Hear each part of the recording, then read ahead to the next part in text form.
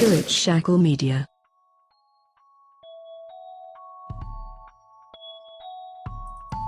Hey everybody, and welcome to the Silver Scream. It is episode 4, and today Grahm and I are going to be talking about 28 Days Later. Hey Grahm, how you doing? Pretty good, how about you? Not too bad. Yeah, we're in a bit of a heat wave over here in the UK at the moment, so it's like really great weather, and everybody can finally wear shorts and go outside. So like we're all just like in a fever pitch of just like good vibes at the moment. So it's kind of good. Yeah, that's always good. We had a bit of a heat wave. Things started heating up here, but then we had snow again. Oh wow, But that's finally all melted and it's starting to heat up again. what is So, wrong with the world at the moment? That we're getting snow in April. I mean, that's just how Wisconsin is.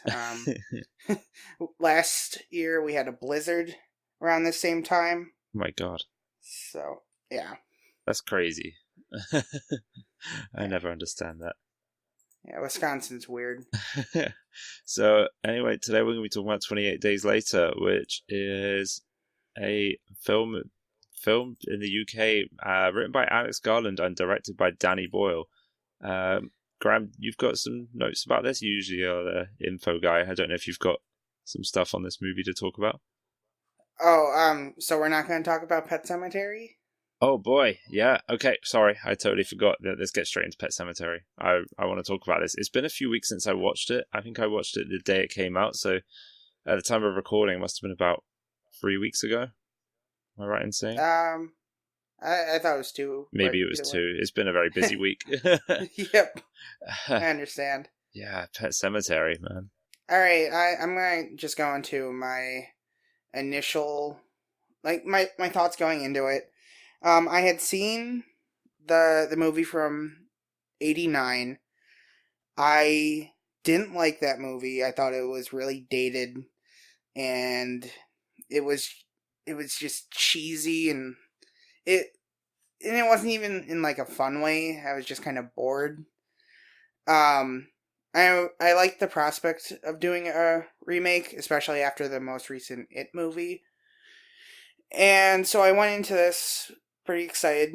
The trailers were really great. I liked the cast, and I hadn't read the book, so I didn't have anything to compare it off of besides the other movie, and I really enjoyed it.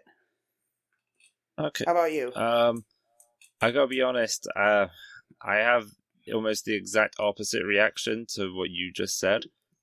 I watched the original movie back in January, and I loved it. I really enjoyed it. I liked how dated it was, and I thought it was kind of like goofy, but like also I could see why it would have been scary at the time of it being filmed as well, and like when it was released. And I was excited about this new one. I thought it looked really good, but the more I watched it, the I don't know. When I left the cinema, I wasn't overly thrilled at what I had seen. I think like coming off of just seeing Us, like Us was so good, and then going to see this movie, I Yeah. felt a little bit let down because I thought I was going to enjoy it more. I mean, that's not to say I didn't enjoy it, but there was some definite moments that I really enjoyed in this movie, which I'll definitely get into. But for the most part, I wasn't as impressed as I thought I would be. Well, I wasn't like ecstatic when I came out. I was just like, yeah, no, I liked it better than the original, and that's all I could have asked for. Um, yeah, I've been talking with some friends, and they've been pretty split, either on either side.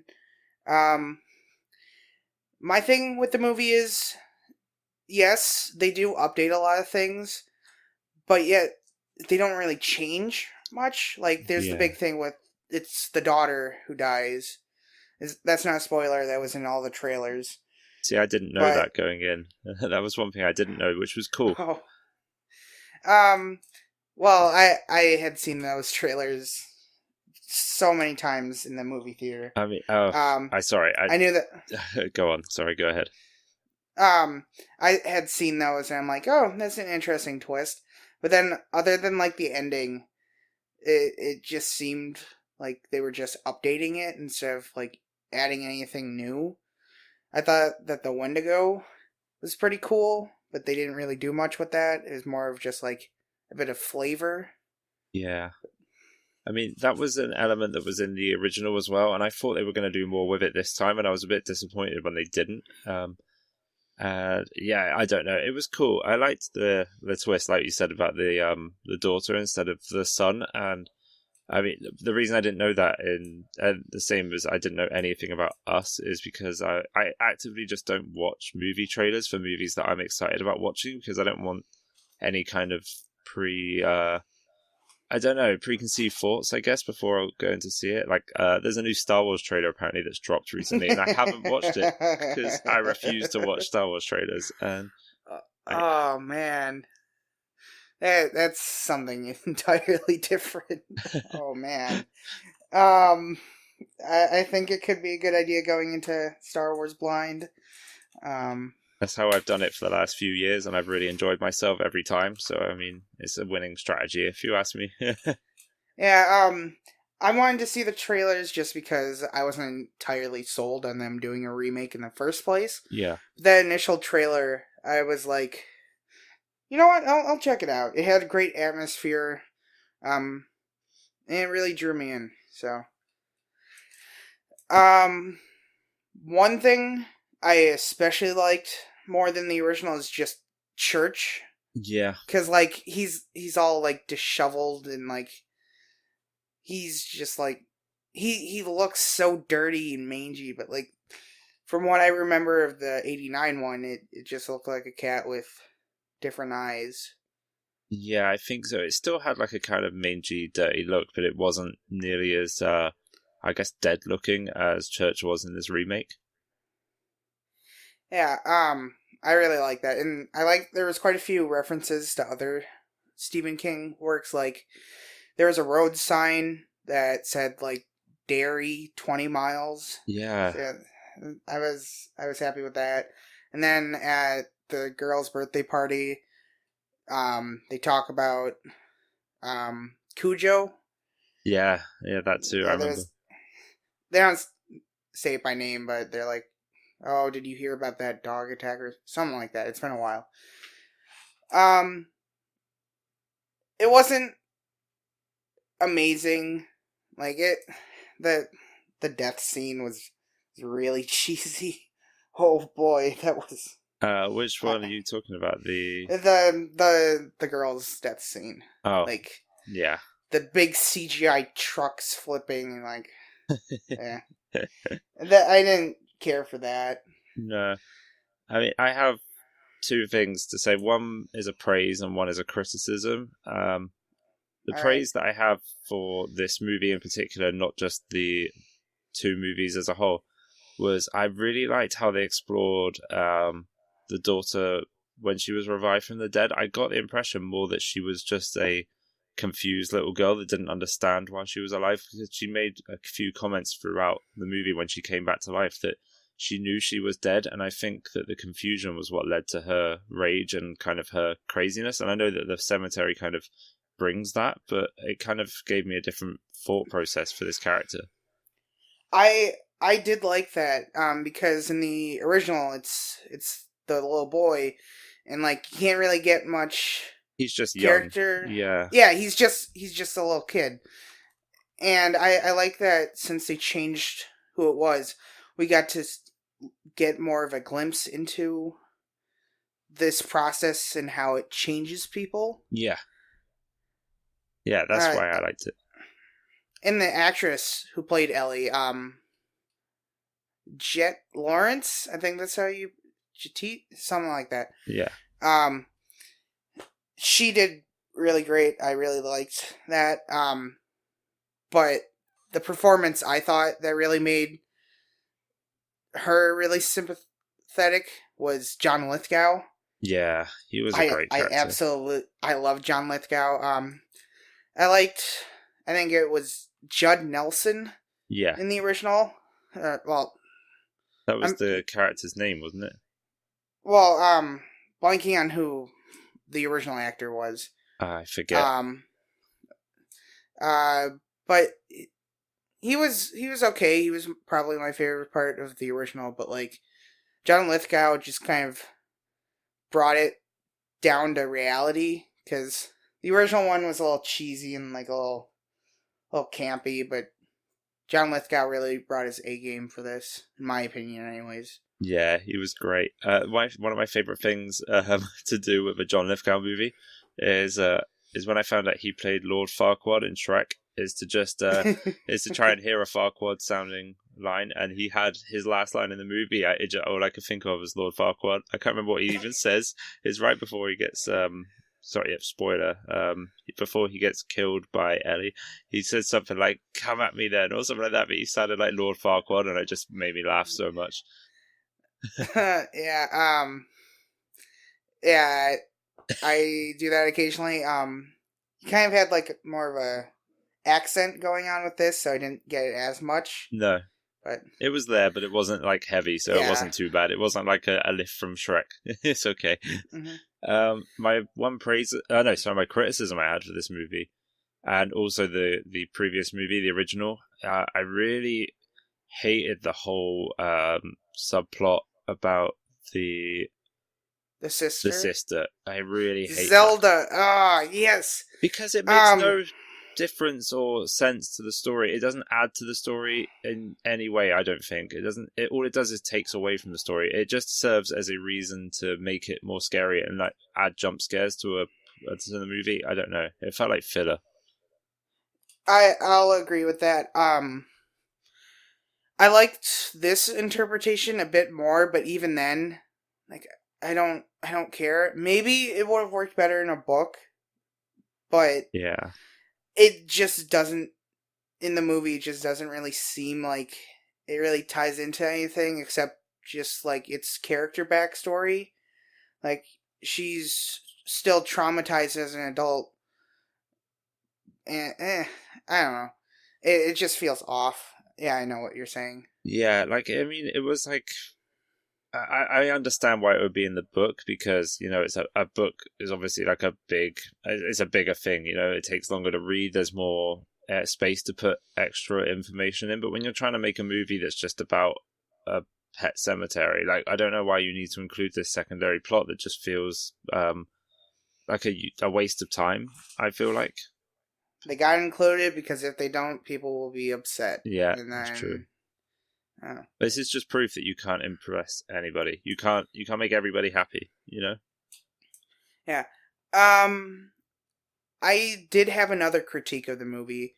Jason Clarke his performance wasn't the best in my opinion.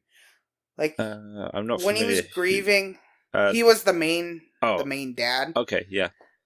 There were parts where he's grieving and I could kind of buy it, but then there was other times where he just seemed like a bored, like when he's walking in the woods or he's just talking to his family or just he just it seems so flat and boring.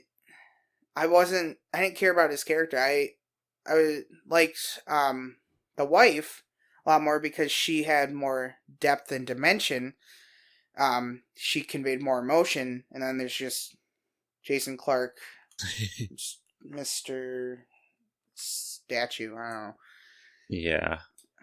Yeah, I can see that. I mean, overall, for me, it was like a 5 on 10. Like, it wasn't anything outstanding. I probably won't rush back to watch it, but I enjoyed it for what it was.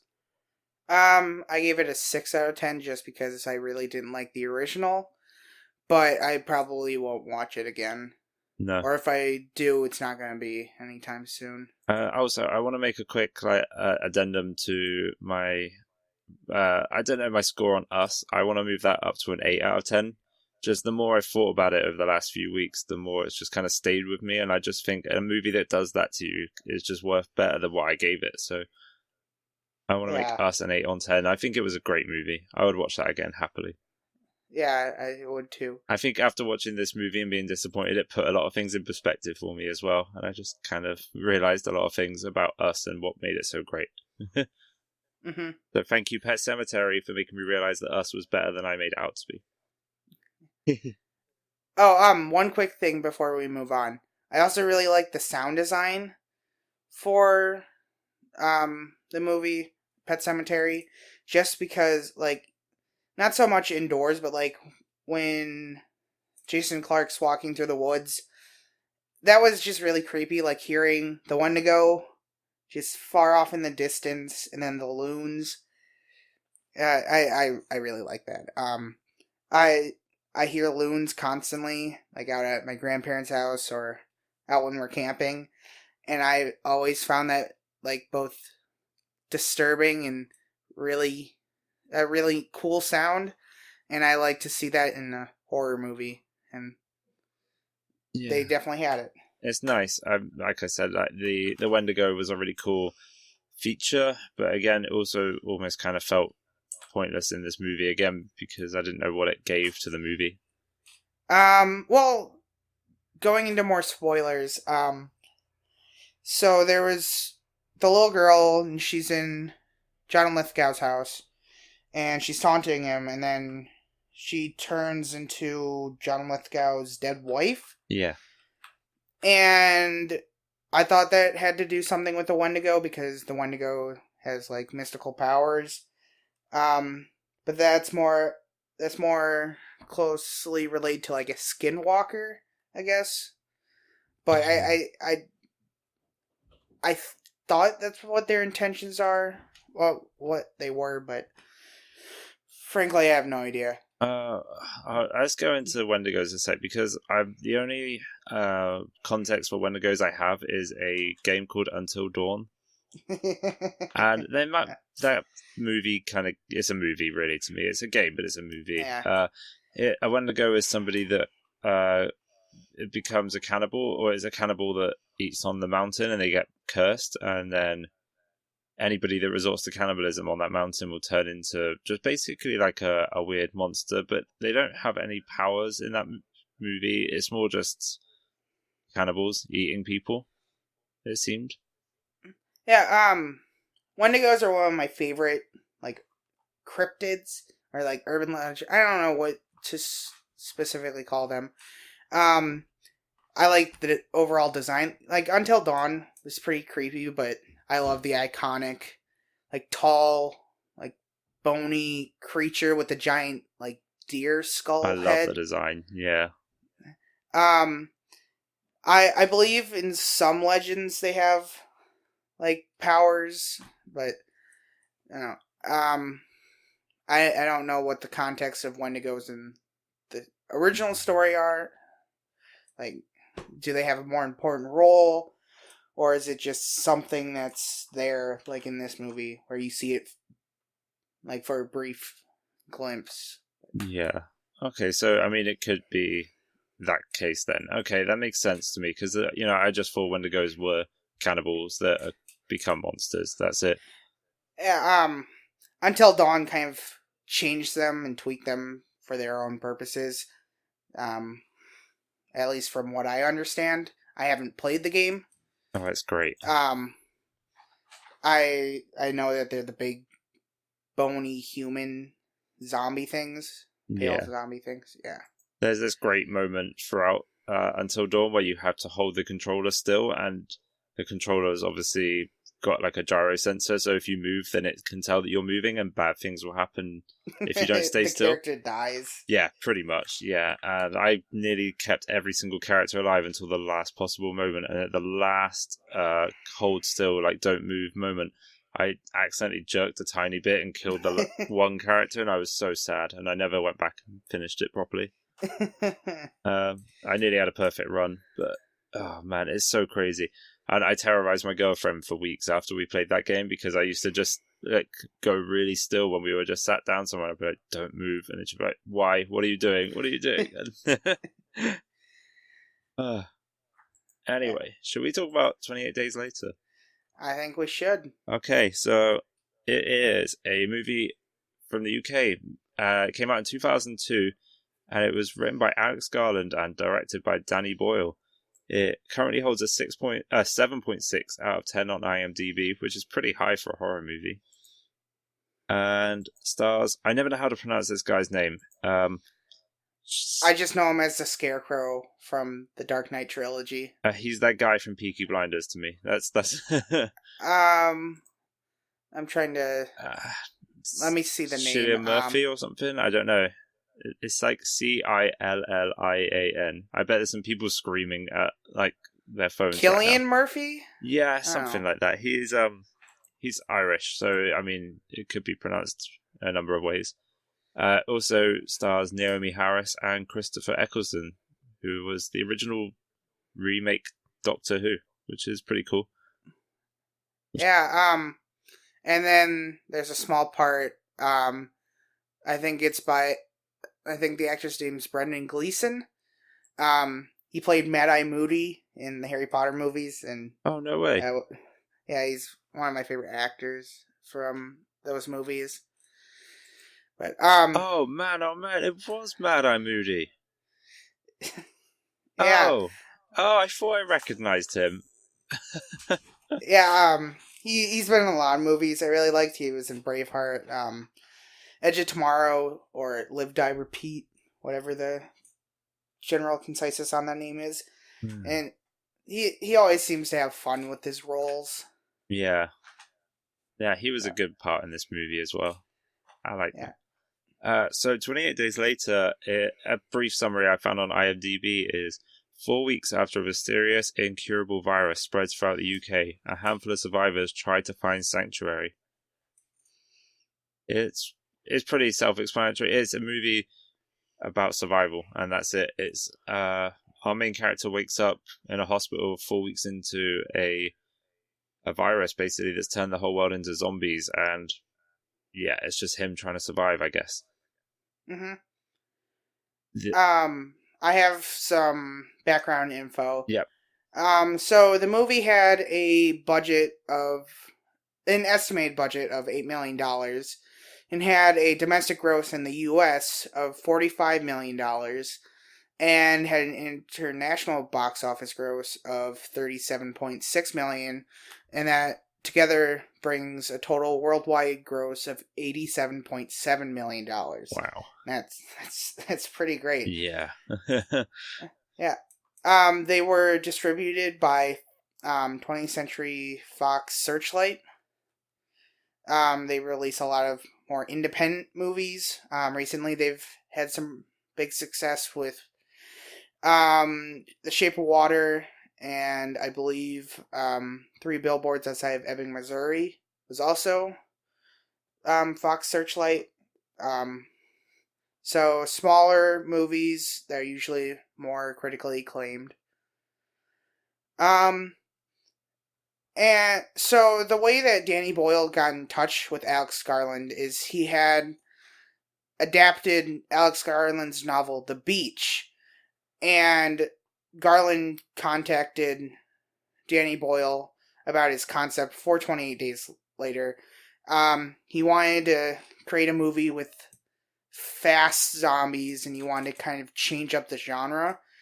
And then they got together, and the two of them threw some ideas back and forth, and then they finally came up with a few different drafts. And another interesting thing is there's a multitude of different endings. So there's the theatrical release one. It's more of the happy ending. But that wasn't their preferred ending. Their preferred ending was really bleak and dark. But the studio decided, after screen tests, that they wanted to change it up. But the studio eventually added in the true ending, as the filmmakers call it, at the very end of the credits, and before it starts, What If shows up on screen. But that was back in 2003, after it had been in theaters for a while. I did not know that. What? Why didn't I watch past the credits when I watched this? Oh, that's so cool. I didn't actually see it. I found it in research. I'm going to check that out after this, but do you know what the ending is? Do you know what the true ending is? I do. We'll get into that later. Definitely, yeah. I want to hear. Okay. Sorry, go on. That's just all what I had. Did you have any back? No, that was kind of pretty much everything I had, I believe. I wanted to ask, how did you watch this? Because I got rid of Shudder, so I don't know if it was on there, but it wasn't on Netflix or Amazon Prime over here. I had to rent a DVD from my local rental store. There's still a rental store near you? Yep. Wow, are you in that town where there's the last Blockbuster? Because I've seen that on Twitter a lot lately, and it's made me laugh a lot. Like, Sadly, no. In the Midwest of the U.S., there's a franchise called Family Video, okay, and they're attached to a pizza place, and so like you can order pizza and get movies delivered to you with your pizza, or you can just go in and rent a whole bunch of movies oh, that sounds like a and game. wholesome good time. I could do that. Yeah. Yeah. So I didn't have an easy way of watching this, but I did have some horror movies that I'd given out to some people at my work who had kindly given them back to me recently because they kept them for about 2 years and hadn't watched them. They were like, "Oh, you can have these back if you want. Otherwise, we're just going to throw them." And inside was a double disc copy of 28 Days Later and 28 Weeks Later. And I was like, Ooh. "Oh, what are the chances of this?" I was so happy.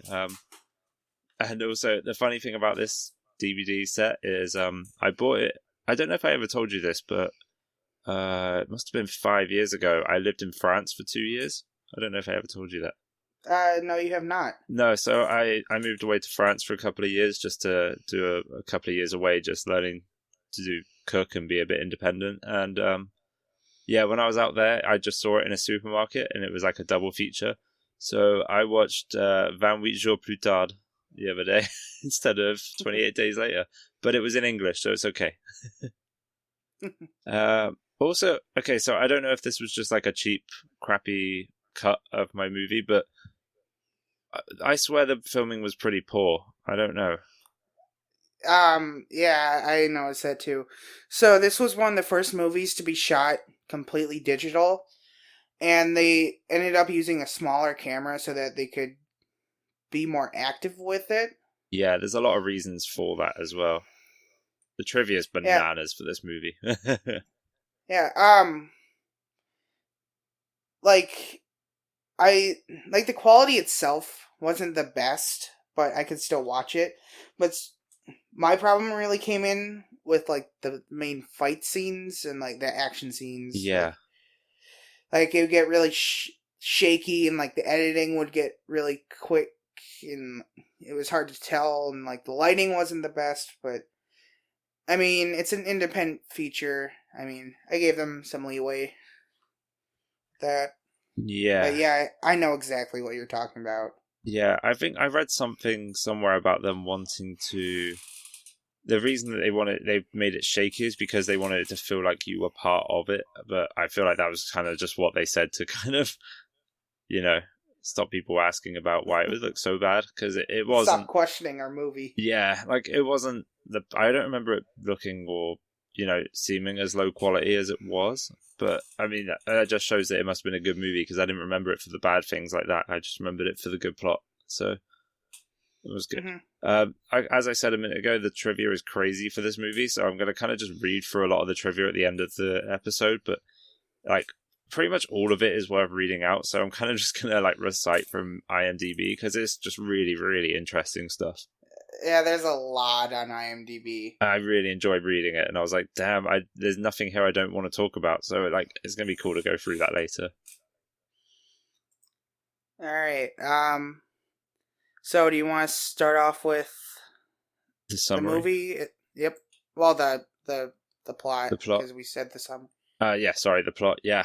So yeah, I mean, what I've got here is from Wikipedia, which seems to be quite a concise one. It's not very long, but I mean, we can kind of interject here and there with some details as and when they come along, if you like.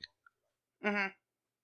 Okay, so a highly contagious, rage-inducing virus is unleashed in Great Britain after a group of animal liberation activists attempt to free chimpanzees infected with a virus in Cambridge, spreading quickly among the populace and resulting in a societal collapse. This beginning bit was a bit crazy. I forgot about this bit. It was with the monkeys when they're in the cages and the activists come in, and like they've got one monkey just like pinned down and watching some like violent videos. I was really confused. I was like, okay, fair enough. Like, I guess they're injecting them with like. I think they talk about it later. There's a bit of trivia that mentions what they based it on, and I cannot remember for the life of me what it was. The disease they based this virus from. I thought it was like a mutated strain of like rabies. Yeah, it was something like that, but I can't remember exactly what it was. It wasn't quite rabies, but yeah, we'll get into it later. I'm sure I'll find it later. This opening sequence, I know it's important, but like, this is when the filmmaking was like at its worst, in my opinion, because Yeah. it's really poorly lit, and the quality it doesn't help, and then shaky cam because the monkeys are freaking out, and like, oh, Do you know, actually, I forgot. Before I watched it on DVD, what I did was I tried to find just like I Googled it, like watch 28 Days Later online, and I just found like a random video link, and I was like, this quality is awful. So I just turned it off. And then when I put the you, DVD in, I was like, this quality is awful? Okay, I guess we're just watching it, and then just left it. Yeah, and I remember thinking that as well. The first scene was bad, like in terms of quality. yeah. Um, I'm not sure if they've ever done a remastering, but if they did, I'd like to see that, because hopefully some of the quality issues would get a bit better. Yeah, I thought about looking for a Blu-ray somewhere just so I could see, but I didn't want to get let down and have basically the same experience, but on Blu-ray. I had two options. I could either watch it on DVD or VHS, and I'm like, Wow, they had how mu- VHS. it wasn't at the rental place. I found that at a local thrift store, but That's so cool. yeah. DVD or VHS. I never thought I'd hear anyone say that in 2019. Oh, I have a pretty sizable collection of VHS tapes still. Really? Wow. Yeah. I have none. I don't think I have none. I used to watch everything on VHS as a kid, so it's just something I've grown accustomed to. No, that's And fair. it's kind of nostalgic for me. That's fair. No, I understand. Anyway, so 28 days after the initial outbreak, bicycle carrier Jim awakens from a coma in St. Thomas's Hospital in London, where he discovers the city deserted.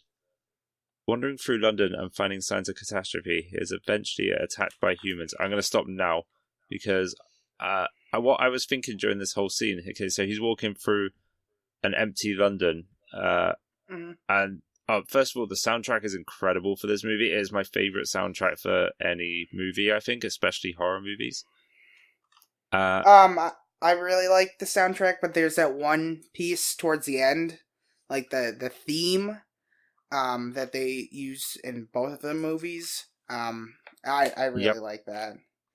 That's my favorite soundtrack piece of all time. Yeah, it's my Just the favorite. way it builds in intensity, it's just, oh, it's great. Yeah, it's so good. I remember learning to play that on guitar when I was about 14 years old, and I remember, Jeez, yeah, that's impressive. it's really simple. Trust me, it's really not hard. It's Oh, yeah. wow. I mean, like, it's a great piece, but like, it was just I felt like such a rock star being able to play that. But I can't play instruments to save my life, so I still think that's pretty impressive. oh, thanks, man. Yeah, if I could, I'd teach you because it is quite easy. But we'll do like a Skype guitar lesson one day. That would be And difficult, I think, yeah. but interesting. One thing I thought when he was walking around London, this empty London, it felt like I was watching a music video because they had this kind of theme similar to the main theme. That was just, it was almost like a music video. It was like a 4-minute long sequence of him just wandering around London with this music playing. Yeah, he's picking up cash on the ground. He's drinking some Pepsi out of a vending machine. Product placement, big in this movie. Yeah. Did you not? Do you want a Pepsi or some other soda? Yeah, Oh. yeah, a lilt. Yeah, I don't know if you guys have lilt where you in America. I've never heard of it. It's like a lemon lime soda. Yeah, I didn't Oh, think you had. I don't remember seeing that in America before. sounds like Sprite or Sierra Mist. I don't know what that second one is. We have Sprite here, but yeah, it's similar to Sierra, Sprite, I guess. Yeah. Sierra Mist is basically just another brand of Sprite. Oh, okay. Yeah, they're all the same thing. Yeah, it's kind of just that. Yeah, it was All right. big. Yeah, so the other thing I thought was in a zombie apocalypse, like in every other zombie movie you watch, the cities are full of zombies. Like I don't know where they all were during this scene because he walked around some like major landmarks and like quite out in the open, and there was no zombies until he went into a tiny little church. But you're missing the big thing. It looks cool. Haven't you ever heard of suspension of disbelief? Yeah, It's just it's I don't know about you, but it's always one of my dreams to just wander around a like New York or London or some big city, just completely abandoned, and just be able to do whatever you want. yeah, I really hate slow walkers, and like especially when it's busy. And I walk with purpose. Like I know where I'm going, I know where I want to get to, and you know when you just see people kind of like pottering around, I get so annoyed when they're in my way and they just won't get out my way that I just wish everyone would just disappear sometimes. So yeah, I feel you. I just want to go walk around an empty city for a while. And it does it's a really great setup for someone who had just been in a coma. Like it's a stark contrast. Just nobody's around. Just everything's a mess. There's a tour bus on its side. There's cars just strewn about. Yeah. So Imagine if you woke up tomorrow and like everything you knew was just gone and trashed. I think that would be pretty difficult it'd be pretty to deal crazy. with. Yeah. Yeah. I've watched a lot of zombie stuff lately, and it's just made me realize I'm not ready for the apocalypse, and maybe I need to get ready. So, like, I'm gonna start running and like doing some weights and like get ready. I've had my zombie plan in place since like 7th grade. Oh man, do you know what? I've been wanting to do this for so long. Where I just like do. We should do this as a bonus episode where we just talk about what we would do in a zombie apocalypse because I'd love to do that. I just get such a kick out of talking about that with people. I would 100% be down for that. All right, okay. Bonus episodes coming up, guys. I can't wait. Okay, so they go. He goes into a church and he says hello. He like calls out to people, and then there's tons of dead bodies on the floor, and from the dead bodies, suddenly these faces turn up and look at him, and that was a creepy, creepy moment. Mm-hmm. The way they just stared at him, they're like cold, sort of empty eyes. Like it really it creeps me out just thinking about it now. Yeah, just a pile of bodies and then just like 2 or 3 stand up. Just oof. Yeah, like instantly and at the same time, and it looks so it's so sinister. It gives me the creeps just thinking about it. Like, yeah, really, really great, great moment in the movie. Probably one of my favorite parts actually is in this church because of how scary it is. It's his first interaction with the dead, and he hears a banging on the door, and it's the priest coming through the door, coming up to him. Well, the only thing the priest comes up awfully slow for a load of sprinting zombies in this movie. Like every zombie seems to sprint, but this one came quite slowly, and I was like, "Thank God," because he'd be dead otherwise for sure. Like, Yeah. yeah. So he runs away, and there's this. This is one of those moments where it's too shaky to even work out what was going on for me. He goes to like a petrol station, like a gas station, and he gets saved by Mark and Selena, who are the two survivors, basically the main female lead and second lead, I guess. I don't know. He's not in it for very long though. Spoilers. Yeah, spoilers. He dies. Yeah, he died pretty quick. So I don't even know what happened in this moment. I don't know if you do, because all of a sudden there was an explosion and like zombies were on fire and running around. Like it was just kind of like a fever dream. It happened really fast. So there were zombies chasing Killian Murphy. I'm not sure if that's how you pronounce it. I'm just gonna call Let's just go with that. Killian Murphy. I like it. Yeah. They were chasing him, and then he comes across the 2 characters, and like they had set up like some propane tanks or something like that to blow up They pull them aside. The stuff blows up, cuts out, like goes back really far, like you're above the city, and you just see this really terrible CGI explosion. Yep. And then they just move on. Yeah, that's pretty much it. Yeah. So they run into a store and they kind of lay low and they like raid the machines for Pepsi and Lilts and chocolate bars. Did you remember Pepsi's in this movie? I didn't. If you had forgotten about Pepsi, you get another reminder here, and then maybe 1 or 4 later. Yeah, it comes up. So they tell Jim all about the virus, and apparently it had spread as far as Paris and New York. I don't know if he said in New York. I can't remember. I know she definitely said Paris. It sounds about right. Basically, it's worldwide. Yeah. So Jim's kind of having a hard time trying to work out what's going on, and he wants to see his family. He misses, he wants to know if his parents are okay, and they agree to go with him. So the next day, they head out on a little trip. That's kind of, I like how they didn't drag this out. It was just a quick moment in the movie where you see him traveling to his parents' house and finding his home, and finding out that his parents had committed suicide in their bed. Yeah, they had taken some pills and they had left a note on the back of a photo of the main character as a kid. Said something along the lines of you're asleep and you haven't woken up. We're going to come join you. Don't wake up, or something like that. Yeah, that's the long and short of it, I guess. Yeah, it was really bleak. Yeah, it's an apocalypse movie. You gotta have that, at least one person who kills himself out of just absolute depression and desperation. Yeah, exactly. I mean, it was good. It was it was quite, I don't know, it really stuck with me, those words. It made me quite sad. Like, it was quite somber. I mean, I understand. I probably wouldn't go out that way if this apocalypse was real. I want to take a quick detour and talk about this virus, because this virus is absolutely terrifying. Sure, go ahead.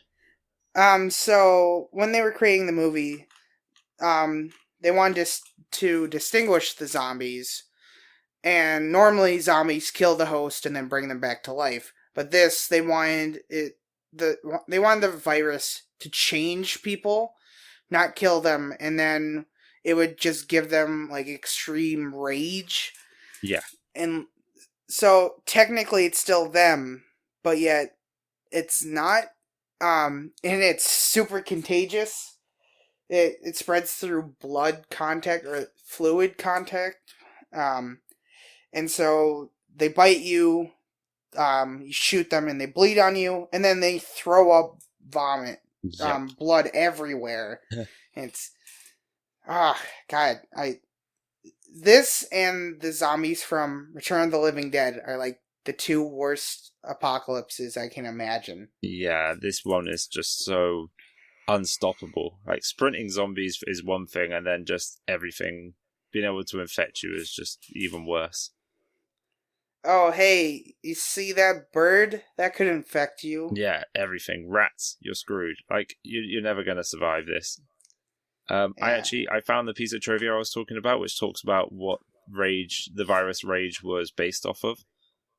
So I'm just going to read this little snippet of trivia.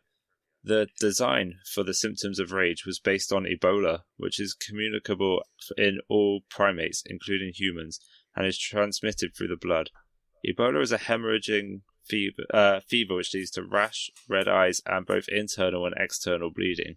Indeed, in 28 Days Later, The Aftermath, which is a graphic novel set between 28 Days Later and 28 Weeks Later, it is explained that the Ebola virus was being used by the scientists as a carrier for the inhibitor which mutated into rage. So, it's Ebola. That's really interesting. Yeah, so they really went into this, like the whole scientific thing. Basically, the scientists were mutating Ebola into rage. But why were they trying to mutate Ebola? Huh? Why would That you? seems pretty sketchy. Yeah, that's pretty fucked up. I mean, maybe we'll find out if 28 months later ever comes out. I'm waiting one day. One day. Okay, in this next scene, it made me laugh actually, to be honest, because it was just funny. This the bit where he's in his home, and Selena, is it Mark? Sorry, I've already forgotten his name. Mark. They're both asleep upstairs, and Jim is downstairs, and he's looking at home movies from his childhood, which is apparently shot on Super 8 camera. It's one of the only shots in the movie that wasn't shot digitally, so it was made to look old.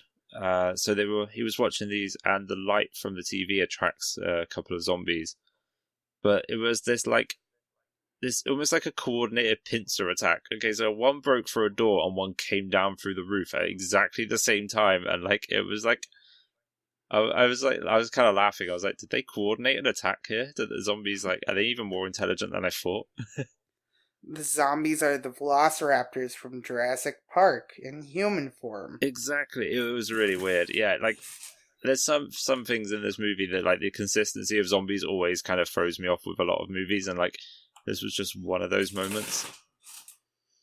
Yeah, I didn't really mind. I don't know. I'm such a zombies purist. I love zombie movies, games, all media, and I like consistency with my zombies.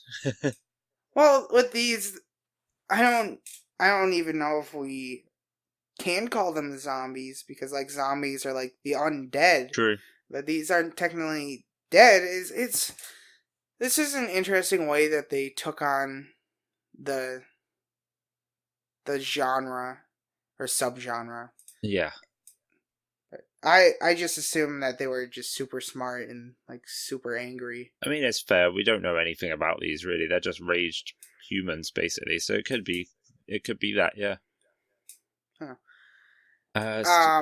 Sorry, go ahead. So the zombies bust in. Guy who I can't remember his name. Mark. He fights him off. Sure, it could be Mark. He fights him off. And then they think that Cillian Murphy's character is bitten. Turns out other guy is bitten, and Naomi Harris takes a hammer and just absolutely murders him. It's brutal. Yeah, really, really brutal. Blood everywhere. Yeah. One thing I didn't understand about that scene is if she knew it was it contracted through blood, why didn't she cover her mouth? Yeah.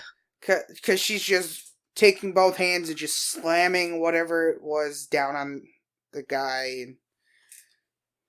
Yeah, good point. Yeah, she didn't really think all that through. I don't know. If this was me in this situation, I probably would have had a face mask on the whole time anyway. And then, I don't know. I would just cover myself up completely. I would get rid of any way of them getting into me. Just become Bubble Boy. Yeah, literally. That would be great. I'd like that. Let's just do that. Okay, so Jim and Selena leave. And Selena basically she says that she would do that in a heartbeat to Jim if that ever happened to him. Mm-hmm. Pretty brutal. But they see a tower that's got some lights flashing. Somebody basically just, sending out a signal that they're still alive. So they head towards the tower to try and get to them. And it's this great moment where they have to climb up the tower to get to the floor that they're on. And I can't remember what attracts the zombies in the end. Something does. I don't know, but they were just at the bottom of the steps, I remember. And then, they noticed them, and then Naomi Harris is just like, hey, don't startle them, they'll find us. I'm like, why are you yelling? It would be a lot better if... You just shut up, yeah. Just whisper it. They were so loud, they were just like, run, and he was like, no, please don't leave me behind. And I was like, oh my goodness, just run. Just shut the fuck up. Yeah, exactly. So there's this really dumb chase scene where they're running up the stairs of this tower, and they make it just in time to find Frank, who is Mad Eye Moody. Didn't know that until now. He's dressed up in riot gear. He's got the riot shield. Yeah, he's got the right idea. He really does. I would feel if in an alternate world, if there wasn't an apocalypse, I feel like he would be a Reinhardt main in Overwatch. Yeah, for sure. Oh man, so he uses his shield, he holds them off, lets everyone in, and they get inside safely. I think he throws them over the edge, doesn't he? The zombies or something. One of them falls over. Yeah. So they get in and they settle in. They have some gross shots of something. I don't know what it was. Yeah. And sorry, go ahead. They're trying to get into the apartment. They're banging on the door to let them in, and then eventually, the daughter opens up the door, and they all go inside the apartment, and it's like all decorated for like Christmas. Yeah. Yeah, that's right. I think that was what they were seeing from the outside, wasn't it? The warning signal was all the Christmas lights. Mm-hmm. Yeah, so here's where you meet Frank and Hannah.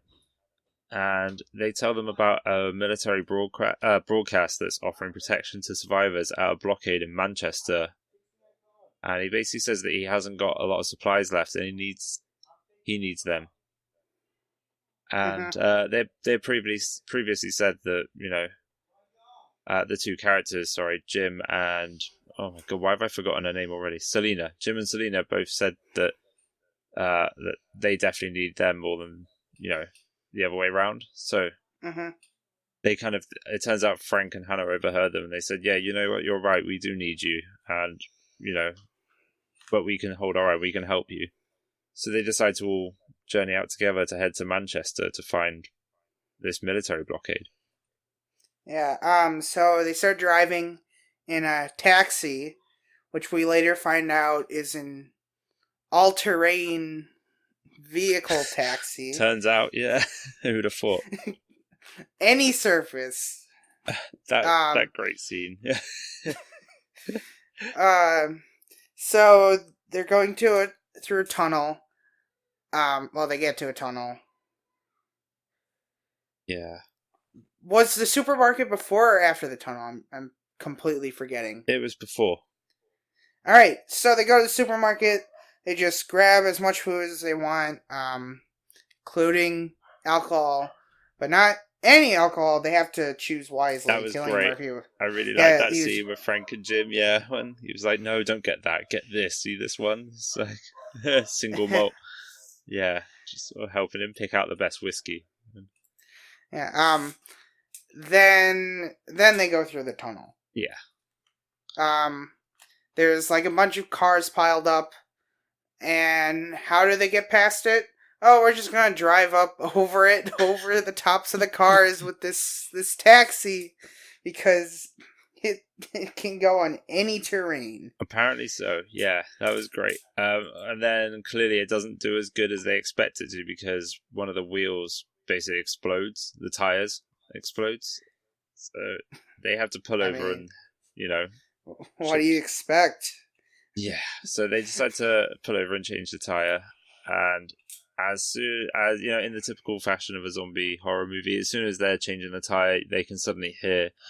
No, it was rats first, wasn't it? Yeah, there's like a huge horde of rats that sweeps past them, and then you hear in the distance like the screaming and... Yeah, next thing you know, there is a ton of zombies heading their way, and they've got to, hustle, and they make it just in time, to get away from the zombies. Mm-hmm. Yeah, pretty close shave. Is it the next scene where they stop at the service station kind of area again? It's like a gas station, and it's where Jim goes inside to try and find a burger. Yeah, that's right. Yeah, a burger, and he encounters a zombie kid, a little kid zombie. Yeah, and he has to kill this kid. Yeah. I think I think that's the first time he kills yeah, a zombie. a zombie. Um, Yeah, I mean, I um, think that is the first time he realized how fucked up the world had become as well. You kind of get that impression from, how he is afterwards. He's just kind of coming to terms with the world and what he has to do now. yeah. I don't know if he really wanted to get a burger, but if he did, that's so stupid because Yeah. it's been 28 days. If there was any burgers, they would have gone bad. Yep. If he wanted a burger, he should have tried to find like a microwavable burger at the Yeah. grocery store. But then they said nothing that requires cooking, so Yeah. just no burgers. I mean, everybody knows that like microwave burgers can, as well as cockroaches, are the only things that can survive the apocalypse. So, I mean, I'm sure he can. Oh no, wait, no. What was Zombieland? Twinkies. Twinkies. Twinkies. All right, okay. That's like the free. That's like the pyramid of survival. Snowballs. Snowballs. Oh man, I was talking about that movie the other day. I need to watch that again soon. I think there's a sequel coming out Yeah, I heard either about this that. year or next year. I'll check it out. Definitely. It's been a while since I've seen it, so I mean, I have to see if it still holds up. But if it does, then I definitely want to see it. I think it still holds up. Yeah, I'll let you know. I'll catch it soon. Yeah. From there, they drive this taxi out into a field, like by like some ruins, and they camp out there for the night. They start a fire. Which begs the question: why can't they have food that they can't cook if they're just going to create a fire? Good point. And then the Naomi Harris has like a bunch of meds, and That's right. They do drugs. they're taking them to fall asleep. Yeah.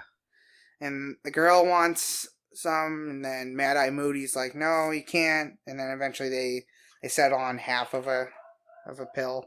Yeah. And then Cillian Murphy has a nightmare that he woke up and they had left him behind. Yeah. I don't know what the significance of this scene was to the movie. Was it just showing how dependent he'd become on these people, I guess? It was a fake out. I don't know. Yeah. They could have cut it. Yeah, it definitely looked like a fake out. It looked like a dream sequence, though. I don't know. They didn't have me fooled at any point, I don't think. Yeah, so... I was like, this is either a dream sequence or he's about to die. Yeah, exactly. It's one or the other. Yeah, so they reach the border to Manchester, Birmingham. Basically from London to the Midlands, and they realise that the military aren't there. And well, when they're entering the city, they see there's a fire on the horizon. And then later it's explained that fire drove all the zombies out of Manchester into the countryside. Yeah, which does that mean they're afraid of fire? I guess. I mean, I would assume so. Yeah, so there's nothing at the military blockade. There's nobody there, and Frank starts to freak out. He's getting really frustrated because he had his hopes riding on this. He gets really annoyed and he kind of walks off on his own. He's throwing a little fit, and then he gets angry at a bird. I mean, and then the bird was picking on a body, and then the bird drops a drop of blood directly into his eye. Yeah. And then he turns into a zombie. I like to think in another world this is when he became Mad Eye Moody. Yep. I did think of that. Yep. Okay, so Mad Eye Moody becomes Mad Eye Moody. Yeah. If this is Kingdom Hearts, his nobody is Mad Eye Moody. I don't know if you're familiar with Kingdom Hearts, but I have no clue. Somebody listening will understand what I'm talking about, I'm sure. Anyway, move on. So he gets it in his eye. His daughter's like, "Oh, what's going on?" He's pushing her back. Then he starts turning. And then Cillian Murphy's about to take him out with the baseball bat. But then Mad Eye Moody gets shot a bunch of times. Quite a lot. And then the military guys show up. And then they take them in trucks to their castle mansion fortress of doom. Pretty much a secluded fortress in the middle of the countryside, which is great. I mean, they had it down. That is a good location to be in. Yeah, they've got barbed wire, they've got machine guns. I think they said that they had mines in the field. Yeah, they do. Yeah, they said that a couple of times. Yeah, mines in the field. They have these big spotlights, and they've got people ready to shoot from them at all times. Mm-hmm. And this is where they meet Major Henry West, who is played by Christopher Eccleston. I don't know if you're familiar with Doctor Who. I mean, it's quite a big thing in America, I'm sure. But I'm trying to think where he rates out of the Doctors I've seen. He was good. I liked him, but he wasn't the best. I'm trying to decide if I only watched the reboot, so I'm trying to decide between him and Peter Capaldi. For your favorite, you mean? Least favorite. Oh, okay, yeah. I never watched the Capaldi one. I kind of dropped off when Peter Capaldi came in. I did see a bit. I think I'm gonna put Peter Capaldi slightly above the 9th Doctor. Yeah, I mean, I can't really speak because I only watched Christopher Eccleston and David Tennant, and David Tennant was much better, but I quite enjoyed. You didn't watch Matt Smith? No, oh, man. I didn't, and I want to go back and watch those again. I really do. It's on my list. I like David Tennant more, but like Matt Smith has the best companions. Oh, really? Like some of my favorite episodes are with Matt Smith. Okay, no, I definitely want to go back and watch it, but it was cool to see Christopher Eccleston again because I haven't seen him in anything for such a long time, so it was cool to. I saw him in something recently. I have no idea what it was. So they're all back, and they're kind of showing them around this little camp. You meet all the different soldiers, and they're your typical just assholes, basically, aren't they? Like they all just they paint such a terrible picture of the last hope of humanity.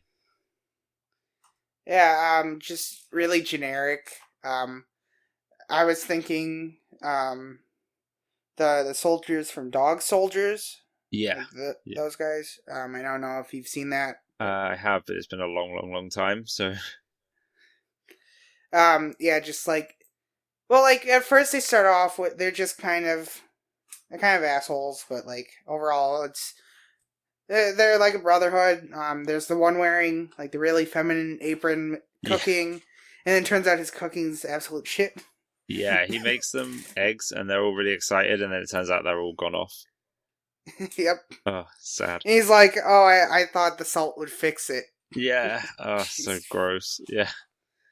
So, yeah, it's they're sat around the table, and yeah, I mean, like you said, it seems like they're a brotherhood, and they seem to be getting along, but yeah, I just didn't like any of these characters whatsoever. I mean, I kind of like the cook.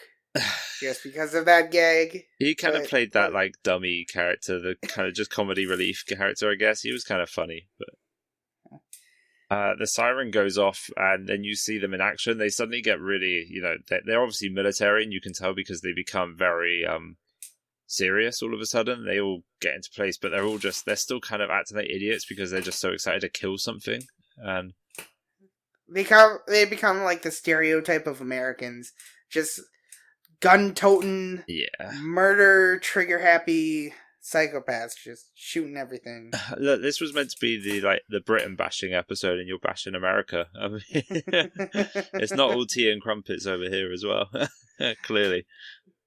Oh, so do you just have Pepsi everywhere? Is that why they had it in this movie? Oh, yeah, everywhere. Yeah, everybody is just can't wait to offer you a Pepsi around here. Yeah. Schools are sponsored by Pepsi. Gotta say, though, I do like a Pepsi way more than I like a Coke. And they just brought out Pepsi with raspberry over here, and that stuff's amazing. I keep a 6-pack in my car at all times just because they're really good. I don't really care for Pepsi.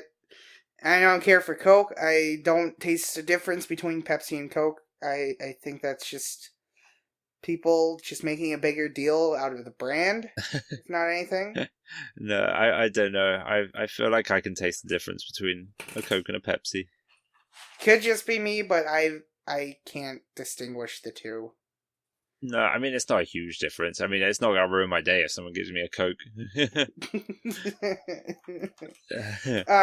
When I used to work in food service at the movie theater, like, I want a Coke. Is Pepsi okay? Are you kidding me? No, I want a Coke. Like, people get so hot and bothered It's by so that. weird. Yeah, that's really, really weird. I've never understood that. You know, when people are like, "No, I don't want your Pepsi," and then they just walk out like, I want Mellow Yellow. We've got Mountain Dew. Ah, well, I guess I'm not paying for soda then. All right. "Fine, good riddance." Yeah. So they come back in from killing all these zombies, and they're all kind of like on a high, and they're all like, yeah, they're being laddie. They're kind of like high fiving each other and acting like they're all tough. And We forgot something. oh, Oh, what are we? Kelly Murphy's given a tour of the place, and then we see a soldier who was turned into a zombie. He's all chained up. Yeah. That's right. And the purpose of having him chained up is because they're trying to see how long it takes for the zombies to starve. Yeah, Private Mailer was his name. And yeah, You've got better memory than I do. I just called him turned zombie or zombie. Yeah, he just like comes running through the courtyard at him, and he's like just a few inches away from him, held by a chain, and he's just this angry. Like, yeah, it's a zombie, and yeah, it's really cool to see one up close. I remember this was a memorable scene for me when I watched the film. When I was thinking about it before I put it on again, this was one of the one scenes I can remember because you get a real look at them. Yeah. Yeah, it's crazy. But then back to what we were saying. Come back from the killing, I guess. Yeah, from the action, and Yep. they start trying to touch up Selena, don't they? Yeah. Something like that, and she gets really angry and defensive, and yeah, her and Killian have like they kind of like they almost look like they're about to get into a fight with a couple of them, especially Killian. Yeah. Doesn't he get attacked by one of them? Yep. Yeah. And then the Major Henry West, he picks them up and takes them away, and sends the other guys back to clear up the perimeter and make sure that all the bodies are disposed of. So, everybody goes their separate ways, and Jim's talking to West, and it turns out that the only reason they're there is because he promised his men women. So, fucked up. It gets really dark at this point. Like, yeah. Yeah, so basically the whole point of them being there was so that the men could just rape them, basically. I mean, it was uncomfortable to begin with. Yeah. But then, like, Hannah is like, she's like, I don't know, 15, 16. Yeah, she's quite young. And it's just like, oh. It makes it even worse, yeah. Yeah, so he's like, no way, that's not happening. And then he leaves immediately and tries to take them with him. He gets Selena and Hannah, and he's like, come on, we're leaving. That's it. We're out of here. And then he gets his ass kicked. He does, yeah, big time. Yeah, so he gets knocked out and taken away with plans to execute him. Mm-hmm. So, it's this really messed up moment where, like, the women, the two girls are kind of just vulnerable and, like, being put in this situation. And Selena tries to give Hannah some more Valium to try and help her not care or forget, or, just not be in her own mind. That's just so fucked up. It's so dark, isn't it? Yeah, I didn't realize. Not only do they have to do it, but, like, they have to take something to make it less miserable for themselves. Like, Yeah. So Jim gets taken away by these guys and is going to be executed. But the two of them start squabbling over, I can't remember exactly what. Is it like how they're going to kill him, or who's going to kill him, or something like that, wasn't it? something. I don't Uh, remember. and then a zombie shows up. Honestly, I can't remember the scene very well. What happened? Something distracted them, and he manages to dip. And He just like rolls into the pile of bodies, and then they're like, "Oh shit, we lost him." And then they start looking everywhere, and then Cillian Murphy climbs a fence, and then he loses his shirt, and then he's shirtless for like the rest of the movie. of course. So then they go back to the fort, and then they're like, "Oh yeah, he got away." And then the sirens start blaring at the checkpoint. Yeah. And so they all go out there, but it's a trap. Cillian Murphy's ready. He kills everyone except for the Ninth Doctor. It's a proper, like, a really badass moment for him, actually. It's a really cool scene, actually. He kind of goes John Rambo on everybody and just, like, becomes this killer all of a sudden. And, like, he's, like, an expert killer, but, like, I really enjoyed it. Just seeing him get revenge. Yeah. So the Ninth Doctor escapes, and then Cillian Murphy shows up at the mansion, and he releases the zombie that they had captured. Yeah. And he just runs, and he starts taking out the soldiers left and right. But my favorite scene in the movie is he releases them, and then there's the two soldiers in the room with the two girls. And then they're like, "Oh, did you hear something?" And it's raining, and then the guy looks out the window, and then there's just the zombie there, just staring with his, like, big red eyes. Yeah. And just breaks through. Oh, God, that's great. Yeah, so good. So, yeah, Jim manages to basically rescue them. He goes in and he sees... oh, no, wait, this was an amazing bit as well, actually, when the zombies attacking, and this is when the best theme tune in all movies starts playing throughout this whole scene. And I love the bit where the music gets really high and then goes really quiet, and in this moment it's when Hannah's hiding behind a mirror.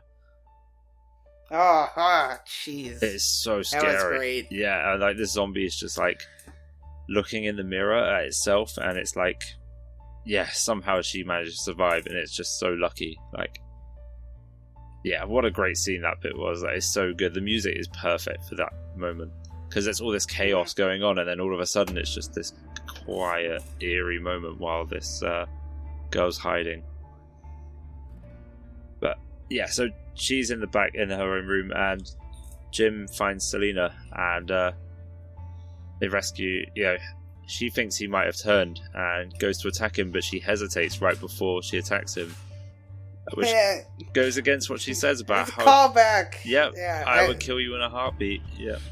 That was more than a heartbeat. Exactly. So they start kissing, and Hannah comes along and just like bashes him on the head real hard before realizing that actually, wait, he's not a zombie and he's not eating Selena, he's kissing her. And that's okay. I'm not eating her, I'm kissing her. So they go to leave, and they go to get into the cab, and it turns out that the Ninth Doctor's waiting in the back seat with a gun. He had that extra life just to show up. He reincarnated right now. There was actually a brief cameo here, I think, from David Tennant at one point, and then yeah, so he shoots Jim, and Hannah's retaliation. I can't remember, was she already in the car at this point, or did she just? Yep. Yeah, she was already in the car. She hits reverse, and she reverses back right towards the private. I've already forgotten his name. I said it. Private Mailer, and basically he just grabs the Ninth Doctor and pulls him through the back window.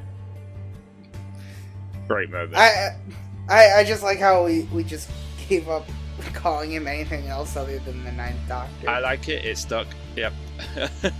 I'm feeling it. I mean, I think that's how I see him. So I mean, why not? So yeah, that's the end of him. He gets pulled through the back and, presumably eaten alive. Murdered. Yeah. And they manage to get away. They break through the gates of the mansion because they're like, oh my god, the gates are shut. But obviously they're going to get through it, because imagine that was the end of the movie. They just couldn't get through the gates. I thought that was going to be an ending. Like, just this really bleak, Oh yeah, they survived all that just to die in a car crash. Imagine. So we get a shot on the screen that says 28 days later, and Yeah, that's why I thought it was the end, because I'm like, is that the title card? All right, yeah, the title card. I started getting ready to turn off my DVD player, but then it kept on going, and I'm like, oh, all right. So this next part of the movie, which is the ending, is all filmed. It's not filmed on the same camera that they filmed the rest of the movie on. It was filmed in original film style, so that's why the quality is actually better at the end. I don't know if you noticed that, but it shows them in a little cottage in this kind of remote area. Yeah. And the infected are slowly dying of starvation around them. And you see like a fighter jet, like a plane flying overhead, and Jim goes crazy and he's like, it's time, and they run outside with this huge banner of like cloths that they've built and put together that says the word hello. Yeah. And he says to them, I hope that they spot us this time, which means they obviously are flying around quite a bit. And they've been planning this for a while. So yeah, the end movie is this optimistic shot of them being spotted by a plane and presumably saved. Well, the guy says something in like, I think the language is Swedish, but he says like, "Are you gonna send the helicopters?" And then it just ends.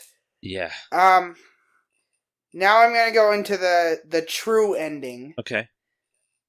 So there was the brief glimpses of them taking Cillian Murphy to the hospital and saving him, but the original ending, he dies on the operating table. And then the two girls walk outside the hospital, and then like there's like screams heard in the background, and then it just ends. Oh. I kind of like that other one, the true ending. Yeah. I've just found this whole part with alternative endings here, which goes into detail what happens in each ending. So it says there are 3 alternative endings, all of which conclude with Jim dying. Yep. And one of them was only presented in storyboards, whereas 2 of them were actually filmed. Yeah. Okay, so Jim dies at the hospital is the title of this one. In this ending, after Jim is shot, Selena and Hannah still rush him to the Zerd hospital, but the scene is extended. Selena, with Hannah's assistance, attempts to perform life-saving procedures but cannot revive Jim. Selena is heartbroken and Hannah, distraught, looks to her for guidance. Selena tells Hannah they will go on. They pick up their guns and walk away from Jim's lifeless body. Selena and Hannah, still dressed in ball gowns and fully armed, leave the hospital. Is this the one you were just mentioning, basically? Yeah. Yeah. I like that ending as well, but it's kind of sad. But like the movie's been pretty sad. Yeah, I like the ending, the original ending more, I think. It does tie into 28 weeks later a lot better. Yeah. But for a standalone thing, I think I would have been more satisfied. Okay. Personally. So the next one is titled Hospital Dream. The Hospital Dream ending is an extended version of the theatrical alternative ending wherein Jim dies at the hospital. In the optional commentary, the director states that this is the full version of the original ending. Jim dreams while unconscious and remembers the final moments on his bicycle before the crash. The footage cuts back and forth between the scene with Selena and Hannah trying to save his life and the dream sequence. As he gets hit by the car in his flashback, he simultaneously dies on the operating table. Jeez. That's pretty sad. Messed up. I take it back. I think I like that one more. I do, actually. I think that is a really cool ending. I'd like to see that one. It must be filmed because it says it is. This one is called Rescue Coda Without Jim. This ending, for which only a rough edit was completed, and is an alternative version of the potential rescue sequence shown at the very end of the released film. Here, the scenes are identical, except that this ending was intended to be placed after the first alternative ending, wherein Jim dies, so he is absent. When Selena is sewing one of the banner letters in the cottage, she is seen facetiously talking to a chicken instead of Jim. Only Selena and Hannah are seen waving to the jet flying overhead in the final shots. Okay. I think I think that's like the best of all worlds. Yeah. Because it brings in like the depressing part, but then still like the hopeful tie-in to a possible sequel. Yeah, exactly. Yeah, I think that one would be the best way to do it. But I still personally like the dream one. Okay, we've got one last one. It's called Radical Alternative Ending, and this one's quite long, so I'm going to go into it. But I mean, it's not super long, but yeah, it's a longer than the last ones I've just read. Okay, so the Radical Alternative Ending, rather than a bare ending, is a radically different development of the film from the midpoint. It is not filmed and is presented only on the DVD as a series of illustrated storyboards with voiceovers by Boyle and Garland.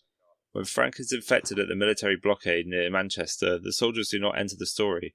Instead, Jim, Selena, and Hannah are somehow able to restrain Frank, hoping they'll find a cure for the virus nearby as suggested in the radio broadcast. They soon discover that the blockade had protected a large medical research complex, the same one featured in the first scene of the film where the virus was developed. Inside, the party is relieved to find a scientist barricaded in a room with food and water. He will not open the door because he fears they will take his food, although he does admit the answer to the infection is here. Unfortunately, he refuses to talk further because he does not want to create an emotional attachment to people who will soon be dead. After hours of failed attempts to break through the door or coax the man out, Jim eventually brings Hannah to the door and explains Frank's situation. The scientist reluctantly tells them Frank can only be cured with a complete blood transfusion and supplies them with the equipment. After learning that he is the only match with Frank's blood type, Jim sacrifices himself so Frank can survive with his daughter. Just as his journey began, Jim is left alone and abandoned in an abandoned medical facility, and Selena, Hannah, and Frank move into the room of the scientist as a horde of infected breaches the complex. The computer monitors show death and destruction coming to life around a thrashing, infected Jim, who is strapped to the same table as the chimp that had been in the opening scene. Garland and Boyle explain that they conceived this ending to see what the film would be like if they did not expand the focus beyond the 4 survivors. They decided against it because the idea of a total blood replacement as a cure was not credible. Boyle said in the DVD commentary that it didn't make much sense since the film had already established that 1 drop of blood can infect a person. What would we do? Drain him of his blood and scrub his veins with bleach? That's crazy. That is It is whole different movie. I don't like that. I'm glad they didn't go down that route, personally. I kind of like it. I mean, the full blood transfusion's kind of stupid. Yeah. Because it just wouldn't work. But, like, I don't know. I like that idea that he sacrifices himself for a father. And then it may not matter anyways because they may all just die anyways. Yeah. I like the idea of him coming full circle with, like, the table with the monkey at the end. That was kind of cool. Yeah. That would have been a cool scene to see, but yeah, I don't know. I'm kind of... I mean, it's still better than a young girl being raped by army men, so I mean, maybe it is a better ending. Alright. So that is 28 Days Later. It was a good movie. I got a couple of bits of trivia I want to read through, and then I think I'm pretty much done. Yeah. Okay, so for the scenes on the motorway, the production got permission to shoot on the M1 on a Sunday morning between 7 a.m. and 9 a.m. The police gradually slowed traffic in both directions. Using 10 cameras, the filmmakers managed to capture a total of 1 minute of usable footage. Jeez. I mean, it must be really hard trying to close a motorway.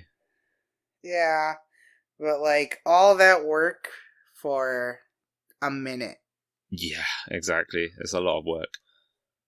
One of the things that I found really interesting was that beginning scene where he's walking around London and it was empty because I don't know how you empty London. But it says here, for the London scenes, police would close the roads at 4 a.m. and filming would begin immediately. After 1 hour, the police would reopen the roads. The producers correctly predicted that asking drivers, including clubbers headed home, to either wait for up to an hour or find another route may make some of them angry. They got several extremely attractive young women, including Danny Boyle's daughter, to make the necessary request, and the drivers responded quite amicably to them. So he basically kind of hauled out his daughter to, like, talk to men to make them be like, oh, will you find another route or wait for an hour so we can film this movie? Yeah. I mean, impressive, though, that they managed to even close London for an hour. That is insane. I didn't realise it would they would be able to do that Mm-hmm. to that extent is incredible. Apparently the film was shot almost entirely in sequence. So nearly the whole movie was shot in the order that you saw it, which I like the idea of as well. Yeah.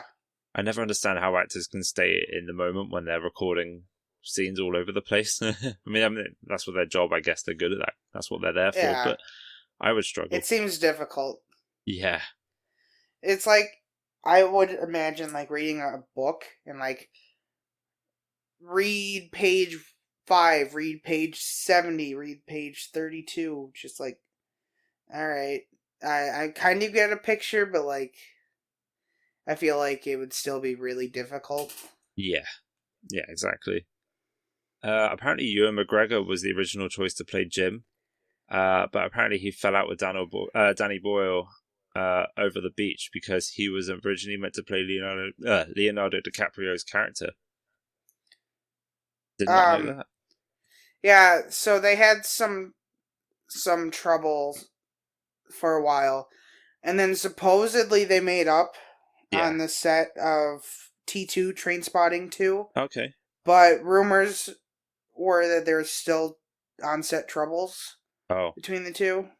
But apparently after Ewan McGregor fell through, they asked Ryan Gosling to play the part, and he turned it down as well due to a scheduling conflict.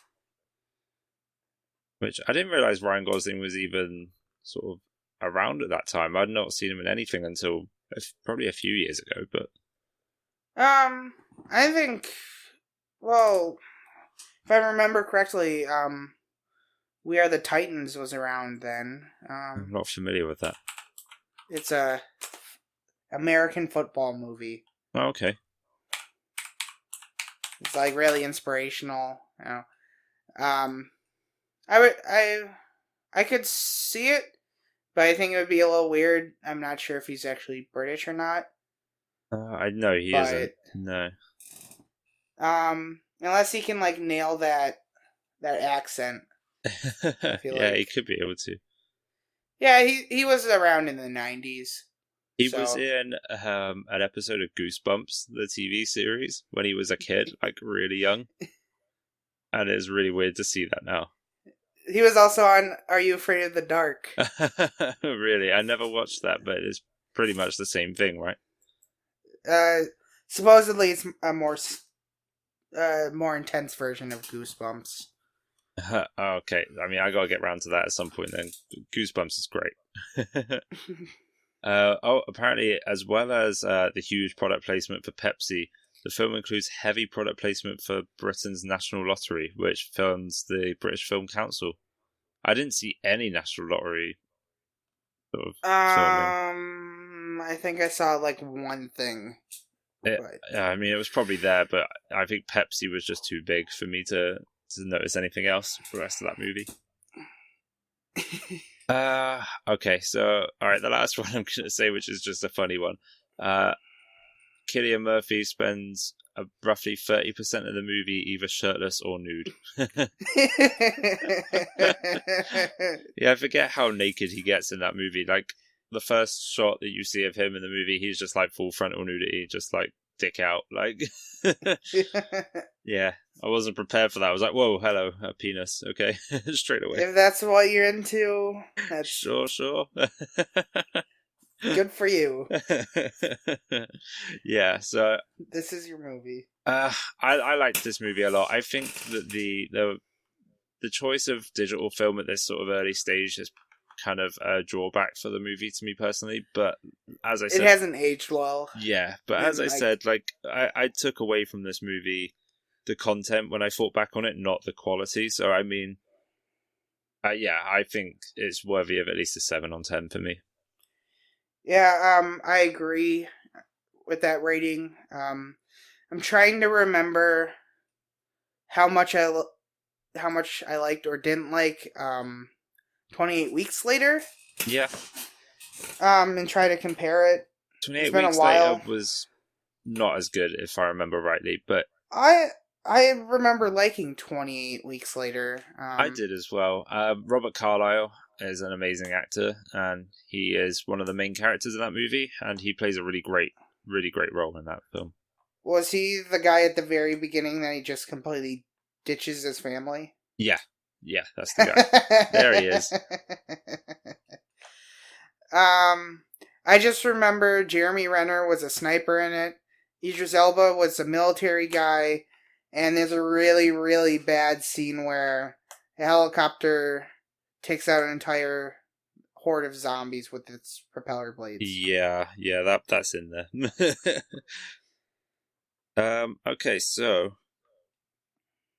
we've got 4 movies that we've seen so far now. We've got Don't Breathe, Phantasm, Creep, and now 28 Days Later. So in what order would you put those movies now? From best to worst? Yeah.